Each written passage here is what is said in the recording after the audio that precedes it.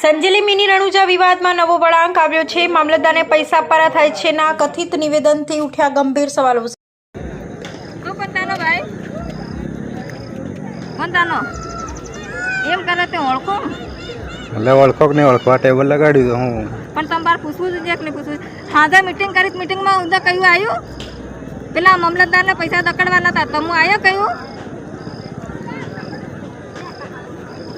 Table હતા તમે ખાટલા નાટલા માંડી માંડીને બેસી જાઓ પણ મીટિંગ મંદિરે રાખી હતી મીટિંગમાં તમે આવ્યો કયું ધંધો કરવાનો તો હમકી જો પણ મીટિંગમાં તો કયું નહીં આવ્યું ને મીટિંગમાં આવો કાંઈ સાંભળો તો તમને ખબર પડે કે હું ચાલે હું નહીં એમ બરોબર કે સંજેલીની મિની રણુજા ખાતે ચાલી રહેલા વિવાદમાં હવે નવો વળાંક આવ્યો છે। મંદિર પરિસરમાં નારિયેળ અગરબત્તી ચૂંદડી જેવી પૂજા સામગ્રી વેચતા એક મહિલા વેપારીને કથિત રીતે ધમકાવી અહીં કોને પૂછીને દુકાન લગાવી છે। મામલતદારને પૈસા આપવાના થાય છે તો તમે ક્યાં જાઓ છો અને મીટિંગમાં કેમ હાજર રહેતા નથી જેવા સવાલો કરવામાં આવ્યા હોવાના આક્ષેપો સામે આવ્યા છે। આ કથિત નિવેદનથી સમગ્ર મામલે ગંભીર પ્રશ્ન ઊભા થયા છે। જો ખરેખર મામલતદારને પૈસા આપવાની વાત કરવામાં આવી રહી હોય તો પૈસા શા માટે કોના દ્વારા અને કઈ પ્રક્રિયા હેઠળ આપવાના છે? શું મંદિર પરિસરમાં વેપાર કરતા નાના વેપારીઓ પાસેથી કોઈ રકમ વસૂલવામાં આવે છે અને જો આવી કોઈ વ્યવસ્થા છે તો તેની સત્તાવાર મંજૂરી અને હિસાબ શું છે? સૌથી મોટો સવાલ એ છે કે જે મીટિંગમાં હાજરીની વાત કરવામાં આવી રહી છે તેમાં મામલતદારની શું ભૂમિકા છે અને કયા મુદ્દા અંગે ચર્ચા થાય છે? શું મંદિર પરિસરમાં વેપાર દુકાનો વ્યવસ્થા કે બાંધકામને લઈ કોઈ બેઠક યોજાય છે? જો યોજાય છે તો તેમાં કોણ કોણ હાજર રહે છે અને તેના નિર્ણયો લેખિતમાં લેવાય છે કે નહીં? 9 માળના મંદિરના બાંધકામની પરમિશન અંગે ગંભીર સવાલ સંજેલી મિની રણુજા ખાતે ઊભા કરાયેલા 9 માળના મંદિરના બાંધકામ માટે કઈ કઈ સત્તાવાર પરમિશન લેવામાં આવી છે? બાંધકામ માટે જરૂરી નકશા મંજૂર કરવામાં આવ્યા છે કે નહીં?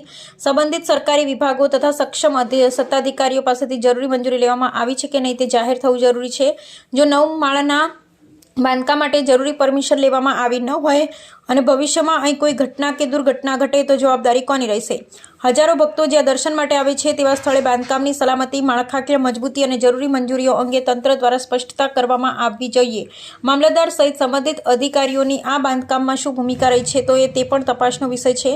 જો તમામ મંજૂરીઓ નિયમસર લેવામાં આવી હોય તો તેના દસ્તાવેજો જાહેર કરવામાં આવે અને જો કોઈ મંજૂરી વિના બાંધકામ થયું હોય તો જવાબદાર સામે કાર્યવાહી થવી જોઈએ। મામલતદારને પૈસા આપવાની કથિત વાત સાચી હોય તો શું મંદિર પરિસરમાં ચાલી રહેલી સમગ્ર વ્યવસ્થા કોઈ અધિકારીની રહેમ નજર હેઠળ ચાલી રહી છે? આ સવાલનો જવાબ પણ તપાસથી જ બહાર આવી શકે છે। મિની રણુજા ખાતે હજારો ભાવિકો ઉમટી રહ્યા છે। આવી સ્થિતિમાં વેપાર બાંધકામ અને વ્યવસ્થાના નામે જો કોઈ અનિયમિતતા થતી હોય તો તેની અસર સીધી સામાન્ય ભક્તો અને સ્થાનિક લોકો પર પડે છે। મોટી ભીડ વચ્ચે બાળકોના શિક્ષણ અને તેમની દૈનિક વ્યવસ્થા પર પણ અસર થતી હોવાની ચર્ચા છે। મામલતદારને પૈસા આપવાના થાય છે જેવા કથિત નિવેદનને હળવાશથી લઈ શકાય નહીં।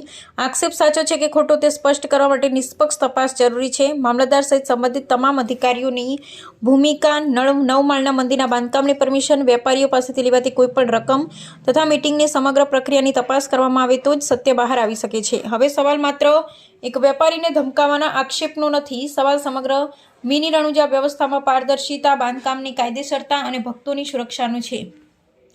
જો તમામ પ્રક્રિયા નિયમસર થઈ હોય તો તંત્રે દસ્તાવેજો સાથે સ્પષ્ટતા કરવી જોઈએ અને યોગ્ય રીતે થઈ હોય તો જવાબદારો સામે કાયદેસર કાર્યવાહી થવી જોઈએ। પબ્લિક ઇન્ડિયા ન્યૂઝ જસુભાઈ ગણાવા અને અમે સત્યની સાથે।